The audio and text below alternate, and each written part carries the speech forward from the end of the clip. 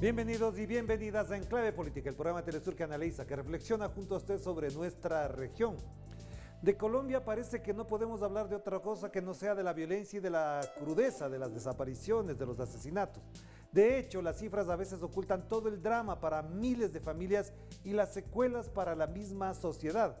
Pero también las cifras dan cuenta de una situación que no cambia, que se agudiza cuando vemos que en solo este año más de 50 asesinatos a líderes sociales y el gobierno de Iván Duque se queda corto en la respuesta a esta dramática situación.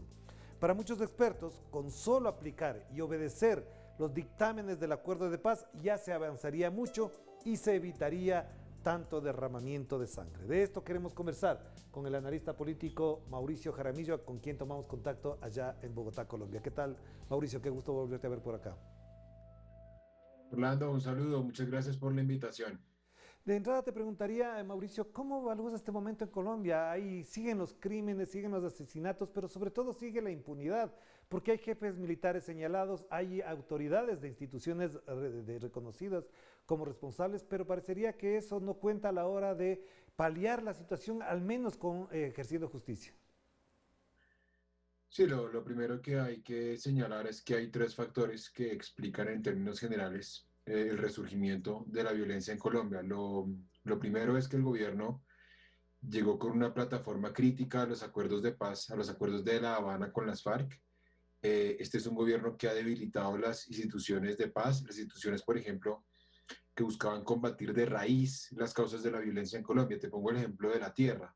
Durante este gobierno se congelaron todos los procesos que buscaban redistribuir la tierra para los campesinos y hemos vuelto un poco a las épocas en las que pues, la reforma agraria ha pasado a ser un tema sin ningún interés para el Estado colombiano. El presupuesto que se destinaba a la Agencia Nacional de Tierras, a la Unidad de Restitución, a la Agencia de Desarrollo Rural, pues es hoy un presupuesto magro, raquítico.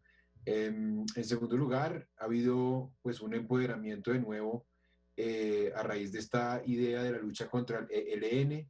En este empoderamiento el Estado ha llegado a controlar por la fuerza algunas poblaciones, se ha dado violencia y como testimonio de ello lo que tú mencionabas. Vamos a completar 30 masacres en lo corrido del año. En 2020 se cerró con un saldo negativísimo de 75 masacres. Y en tercer lugar, hay que mencionar que pues, la fiscalía está absolutamente politizada. La cabeza de la fiscalía eh, pues, es básicamente una persona muy cercana a Iván Duque que no tiene ningún interés en esclarecer los hechos. Entonces es muy difícil que se administre justicia y nos quedamos un poco desde la fiscalía en la idea de que todo es culpa del narcotráfico, de las bandas criminales, pero jamás establecen las verdaderas responsabilidades.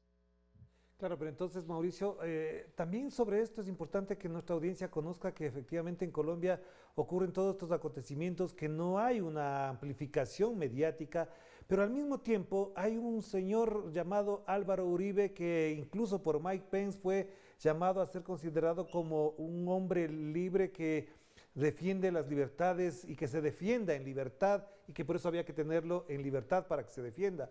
Esto, por ejemplo, no genera también un espesamiento, una densidad que no encuentra salida, que parecería que siendo tan espeso como lo grafico, efectivamente se queda ahí, dando vueltas y no encuentra salida. Desde que Álvaro Uribe era presidente, él fue presidente de Colombia durante 8 años. Hay que recordarle a la gente que él modificó la constitución para poder reelegirse.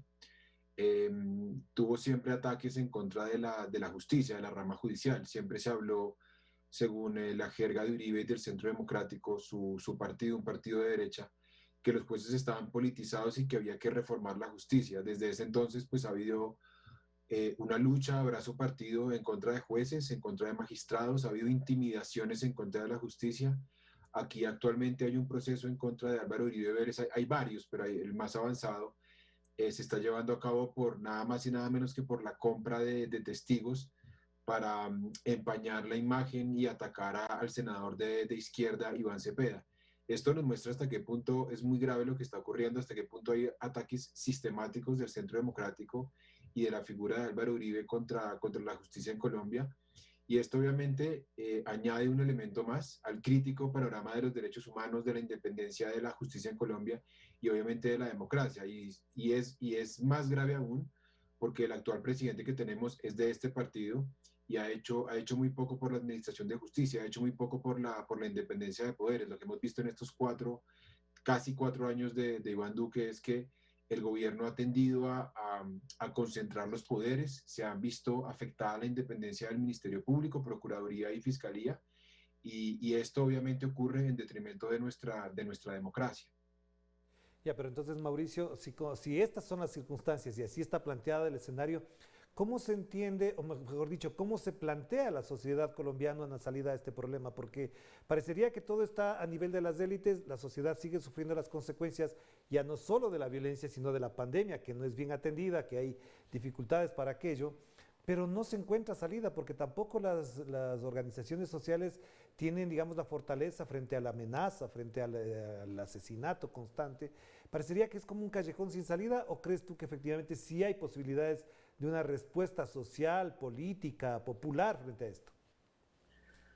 Yo pienso que sí, sí hay respuestas. Obviamente la situación es dramática, no se le puede bajar la gravedad, pero yo pienso que hay dos síntomas positivos. El primero es, no se nos olvide que en el 2019, como ocurrió en Chile, como ocurrió de hecho en Ecuador, como ocurrió en varios países de América Latina, la gente salió a las calles para pedirle mayores garantías al gobierno. Una de las reivindicaciones más presentes de unas manifestaciones inéditas en la historia contemporánea de Colombia, que no solamente ocurrieron en Bogotá, en la capital, ocurrieron en varias ciudades, en el campo, en ciudades de la llamada periferia, para exigirle al gobierno que respetara los acuerdos de paz con las FARC. Eso habla de una sociedad que está presente, que está viva, que está despierta. En el 2020, como producto de la pandemia, esas manifestaciones se retrasaron, se ensimismaron, hoy están suspendidas, pero no se nos olvide que aquí hay convocatoria para un paro nacional, para una huelga el próximo 28 de abril para protestar contra la reforma fiscal que ha propuesto el gobierno para rescatar la economía de la pandemia y que muy seguramente va a empobrecer aún más a la clase media y a los más excluidos. Y en segundo lugar, hay un gran pacto de los sectores progresistas, de los sectores de centro y de la izquierda para tener una candidata o un candidato con miras a las elecciones de 2022. Yo creo que tanto las movilizaciones que hemos visto desde 2019, como esta posibilidad de que el progresismo colombiano tenga una candidata o un candidato con miras a las elecciones generales, es decir, legislativas en marzo del próximo año y presidenciales también el próximo año, hacen presagiar que hay una sociedad que le quiere hacer contrapeso a este discurso hegemónico que nos ha hecho mucho daño. Pero de todas maneras, insisto que obviamente esa es la perspectiva. En los momentos actuales, ¿cómo se resuelve la violencia? Porque la gente no esperaría unas elecciones para salvar su vida. Hay todavía incluso poblaciones que están restringidas, no por la pandemia, sino por el temor. Es decir, ven circular por sus veredas, por sus caminos, a militares armados que aparentemente no están precisamente custodiándolos, sino más bien acechándolos. ¿Cómo afrontar este grave momento? La gente no tiene otra alternativa que resistir, llamar a las movilizaciones. Aquí en el suroccidente colombiano, en un departamento que es el departamento del Cauca, que ha sido azotado precisamente por esta violencia y donde el Estado ha sido históricamente ausente y con la gravedad además que el discurso del Estado ha buscado estigmatizar a algunos de estos líderes indígenas, a líderes promotores de derechos humanos. Desafortunadamente acaba de ser asesinada una gobernadora de una circunscripción indígena, muy cerca de Caloto, una población en este departamento del Cauca. Lo que han anunciado los indígenas es que van a proceder con el cierre de las vías, van a hacer una serie de manifestaciones porque además lo que se puede constatar es que el gobierno ha sido absolutamente indiferente frente a esta tragedia humanitaria. Se habla muy poco acá de los derechos humanos, entonces la gente no tiene otra alternativa que salir a protestar, salir a hablar. El 9 de abril, hace una semana, fue el Día Nacional de la Solidaridad con las Víctimas. Y imagínate, Orlando, que el presidente Iván Duque lo primero que hizo fue trinar, fue publicar en redes sociales, digamos, cuánto lamentaba la muerte del duque de Edimburgo en el Reino Unido. Digamos, uno hubiera pensado que el primer mensaje como presidente del país en el Día Nacional de Solidaridad con las víctimas de la violencia hubiese sido hacia ellas, en un gesto de perdón, en un gesto de reconciliación. Y lo que vimos es que el presidente prefirió enviarle un mensaje a la realeza británica, y eso habla de la absoluta falta de sintonía que hay entre los intereses de este gobierno y la precariedad de la situación de derechos humanos en Colombia. Por eso la gente no tiene otra alternativa que salir a protestar y tomarse las calles para detener lo que es a todas luces una crisis humanitaria que, no, que sigue tocando fondo. No, y de hecho te quería añadir un elemento que quizás te lo conoces mejor que yo, por supuesto. En marzo de este año hubo más de 2.000 desplazados allá en el Cauca, en la zona del Plateado y el Mango. Esos desplazamientos de 2.000 personas, si ocurriesen en Venezuela, en Cuba, en Nicaragua, serían un escándalo mundial, pero desplazar 2.000 personas por la violencia parecería que no sensibiliza ni siquiera a los grandes medios de Colombia. Es muy grave, Orlando, es muy grave porque esto nos revive las peores épocas del conflicto. Nosotros llegamos a ser el segundo país del mundo con más de personas en desplazamiento interno detrás de Sudán, que pues por ese entonces estaba en una guerra civil.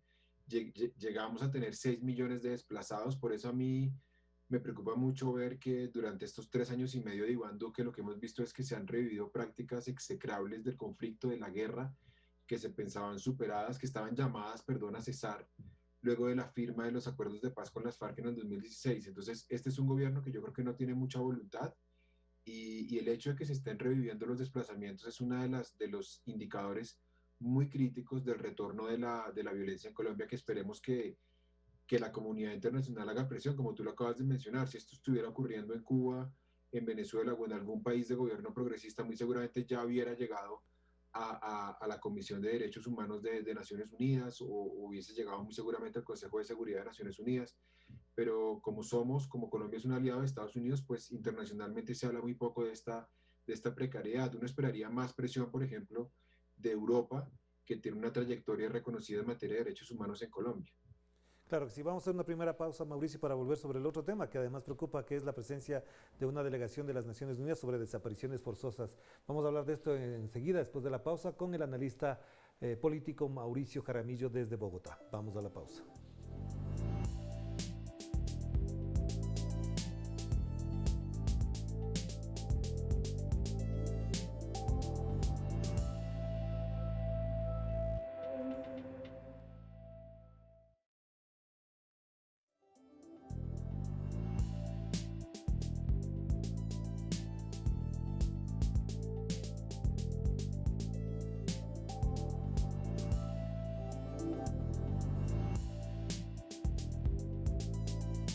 Estamos de vuelta aquí en Enclave Política a través de Telesur, la señal informativa de América Latina, y nos conectamos de nuevo con Bogotá, Colombia. Ya vamos a seguir conversando con Mauricio Jaramillo. Aquí le planteamos una inquietud dentro del siguiente contexto.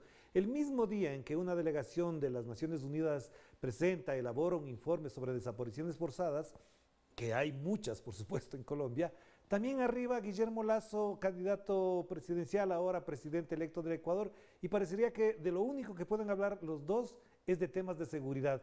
¿Hasta dónde está esta situación que me parece paradójica? Hay un problema grave en Colombia, desapariciones forzadas, y de lo que hablan los dos funcionarios, prácticamente el uno por ser posesionado ya, es de seguridad entre los dos países. ¿Qué implica esto? ¿Cómo lo ves?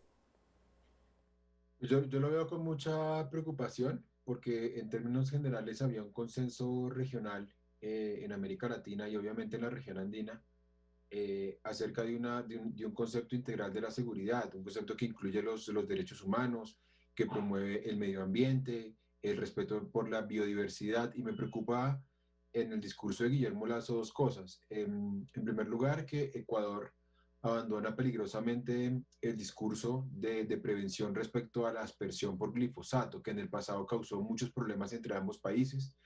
No se nos puede olvidar que Ecuador llevó a Colombia ante la Corte Internacional de Justicia por los efectos que estas aspersiones tuvieron en las poblaciones fronterizas, y que Colombia, como producto de una conciliación antes de que la Corte fallara, decidió indemnizar a Ecuador con 15 millones de dólares. Esto es un antecedente muy grave que el gobierno de Lazo parece desconocer, porque pues en la visita eh, dio prácticamente, no dijo nada, no criticó, no advirtió sobre la retoma, que es de hecho una decisión que ya tomó el gobierno de Duque. Y en segundo lugar, me pareció insólito que el señor Guillermo Lasso justificara de alguna forma la agresión de Colombia al territorio ecuatoriano en el 2008, una agresión que todos los sectores políticos en Ecuador rechazaron en su momento. Entonces lo que uno ve es que de nuevo se revive una agenda de seguridad que no tiene nada que ver con los intereses de los países andinos y que muy seguramente puede llegar a revivir estas lógicas geopolíticas de una guerra fría que trae muy malos recuerdos en la región andina y donde van a quedar en segundo lugar los temas más importantes que tienen que ver en este momento con recuperar a la región de la pandemia, que la región tenga una postura en conjunto respecto del acceso a la vacuna y que se solucionen algunas de las crisis políticas que han golpeado al continente. Colombia y Ecuador están muy lejos de esos temas. Claro, Mauricio, me recuerdas efectivamente lo que mencionó Guillermo Lazo, justificando la invasión armada militar de un país como Colombia a territorio ecuatoriano sin vergüenza alguna. Es decir, eso no se puede aceptar. Es decir, que también yo podría comentar ahora en este momento que cuando los periodistas ecuatorianos fueron secuestrados en Colombia, se justificaba que una fuerza armada ecuatoriana invadiera, matara a Guacho, rescatara a los periodistas y el gobierno colombiano dijera, bueno, así es la vida, así tenemos que hacerlo. Efectivamente da para hablar mucho de esto, pero acabas de mencionar algo que es muy importante, esta lógica de seguridad, de exacerbar el tema de seguridad, parecería que es lo único que cuenta en las relaciones de los países ahora de orden neoliberal. Por supuesto, el tema de la salud queda prácticamente en segundo plano y lo que aboga ahora el señor Guillermo Lazo es porque Duque le ayude a entrar en el Acuerdo del Pacífico. Entonces, te planteo, para Colombia es muy importante el Acuerdo del Pacífico y en las relaciones comerciales y no precisamente la salida o la solución inmediata a la pandemia. Sí, es muy grave porque en el pasado reciente los gobiernos colombianos, por lo menos en los dos mandatos de Juan Manuel Santos, Colombia preservó de todas maneras sus obligaciones y su dinámica dentro de la comunidad de estados latinoamericanos y caribeños, dentro de la UNASUR, con Duque, con Macri, con Bolsonaro. Lo que hemos asistido es a un desmonte de instituciones de integración regional que fueron muy útiles, que fueron necesarias. Hoy, por ejemplo, imagínate, Orlando, cuánta falta nos hace el Consejo Suramericano de Salud de UNASUR, cuánta falta nos hace el Instituto Suramericano de Gobierno en Salud, ISACS, que tenía además una trayectoria enorme en el tema de pandemias, había combatido con éxito el tema del chikungunya, del Zika. Entonces, digamos, no tener, haber sacrificado estos escenarios multilaterales es muy costoso. Colombia optó ahora por dos escenarios en los que Ecuador puede llegar a desempeñar un papel importante. Uno es la Alianza del Pacífico, que había sido creada por Juan Manuel Santos, que es un bloque comercial en el que ahora Ecuador tenía afán de ingresar. Esto, digamos, a mí no me parece negativo. Lo que me parece negativo es que se presente en forma de dilema, es decir, que los países tienen que escoger entre Alianza del Pacífico y CELAC, entre Prosur y UNASUR. Entonces, eso va a derivar, insisto, en un desmonte de escenarios multilaterales que son muy necesarios ahora y nos va a dejar de nuevo con apenas un puñado de tratados de libre comercio que no abordan, insisto, los temas que son más inmediatos, como es el tema de la salud, tan golpeada por lo que estamos viviendo. El tema de la recuperación económica tampoco lo van a tocar porque la idea de esta alianza del Pacífico es proyectar comercialmente la región hacia el Asia-Pacífico. Entonces estamos desenfocados, tenemos una política exterior que dejó de creer en la integración, que traicionó un poco ese ideal, pero uno esperaría que estos gobiernos recapaciten y retomen un poco sus interacciones dentro del marco de estos escenarios multilaterales que serán muy necesarios en medio de esta coyuntura. Tomar el tema de la visita de esta misión sobre el tema de desapariciones forzadas en Colombia.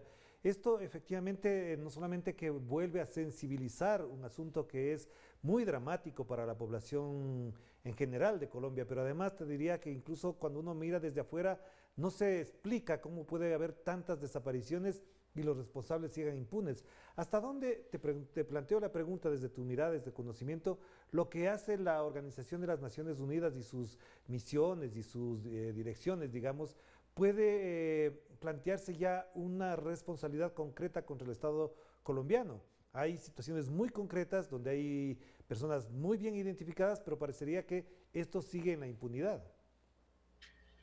El Estado colombiano ha tenido una postura, sobre todo en el último tiempo, muy hostil frente al tema de la promoción de los derechos humanos, bien sea por el sistema de Naciones Unidas o bien sea por el sistema interamericano de promoción de los derechos humanos.